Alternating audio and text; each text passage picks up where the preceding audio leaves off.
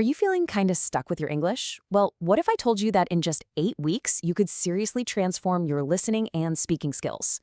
Today, we are going to break down a mission, an 8-week plan to get you there. All right, let's jump right in. I mean, that's the goal for pretty much all of us, isn't it? To finally get past the textbooks and just have real, confident conversations. But, that path to fluency can feel super long and confusing. This plan is all about giving you a clear step-by-step roadmap. And this is our time frame. Yep, just 8 weeks. Now, don't think of it as some endless marathon. Think of it more like a focused sprint.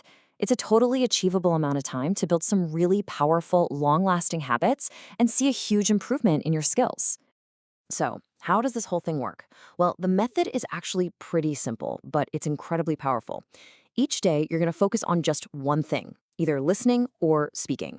And week by week, we're going to slowly turn up the difficulty, always pushing you just a little bit, and keeping the focus on how you'd use English in the real world. Okay, let's start with phase 1. This covers the first 2 weeks, and it's all about building that solid foundation. Honestly, this might be the most important part of the whole mission, because this is where you build the right habits and, maybe more importantly, the confidence to actually keep going. Now, the key thing to remember with these activities is that we're aiming for comfort, not perfection. You'll start by talking to yourself in a mirror. I know, it feels a little silly at first, but it's an amazing way to just get comfortable hearing your own voice in English.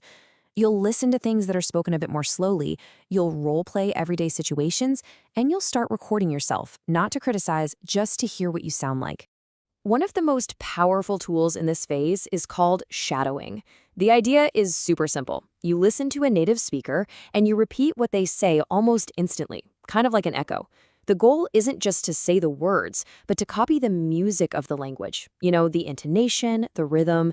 This technique actually builds muscle memory for your mouth and trains your brain to process English in real time, so you stop translating everything in your head. And this right here is the mindset you need for these first 2 weeks. Seriously, forget about perfect grammar for now. The whole point is to get your ideas out clearly and to build up the confidence to speak without always hesitating. We'll worry about perfection later. All right, so you've built that foundation. Now we're moving into phase 2, which is weeks 3 through 5. This is where we take the training wheels off. Now that you're feeling more comfortable, it's time to expand your world and start tackling stuff that's way more challenging and authentic. So what does that jump in difficulty actually look like? Well, this comparison says it all. In phase 1, you were listening to stuff made for English learners. Now, you're diving into the deep end. Fast-paced news from places like the BBC, complex ideas in TED Talks, and you're going to start training your ear to catch all sorts of different accents. And to handle this tougher material, your practice needs to level up too. You'll start doing things like transcribing audio, which is like a boot camp for your listening skills. You'll debate topics to get better at forming arguments, and you'll even use tongue twisters to make your pronunciation clearer. Every exercise is designed to stretch you in a new way. And let me tell you, transcription is a real game changer. It forces you to listen on a whole other level. You're not just getting the general idea, you have to catch every single word, every contraction, every little connecting sound. It's tough, for sure, but wow, it's one of the fastest ways to figure out exactly where your listening skills need a little more work. And that brings us to the final phase, mastering the craft. This is weeks 6, 7, and 8. This is the home stretch. This is where you really make that shift from being an English learner to being a confident English user in all kinds of complex, real-life situations. So, in this final phase, you're going to tackle some pretty advanced challenges. You'll try to understand stand-up comedy, which, with all its wordplay and cultural references, is one of the hardest things to get in a new language.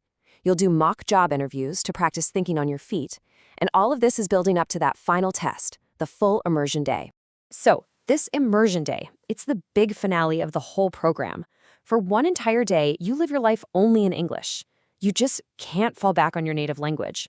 It's a huge challenge, but it's so rewarding and it can completely change your relationship with English.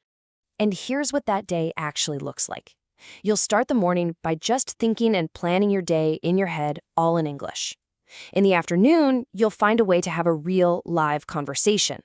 Then in the evening, all your entertainment is in English.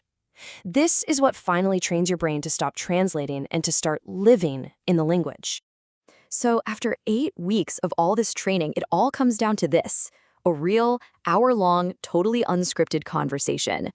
This is where you put all the pieces together, the listening, the confidence, the shadowing, everything, and you just have a natural, flowing chat with someone. So as we start to wrap this up, let's talk about what makes this whole plan actually work. It's not magic, It really comes down to a few core principles that are going to drive real progress.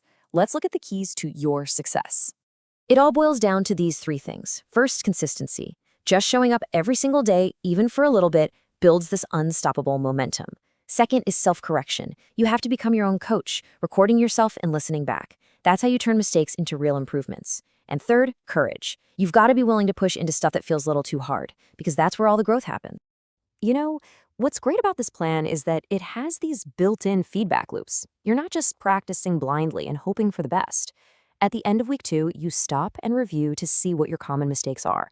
Then you do it again at week 6 to fine-tune things. And at the very end, you get to look back and measure just how far you've come. And this is maybe the most important takeaway of all. This 8-week plan, it's not the finish line, it's the launch pad.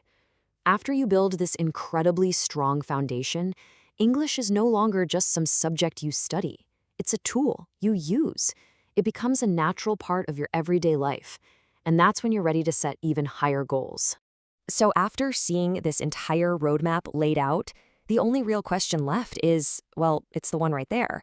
The plan is here. The path is clear. When are you going to start?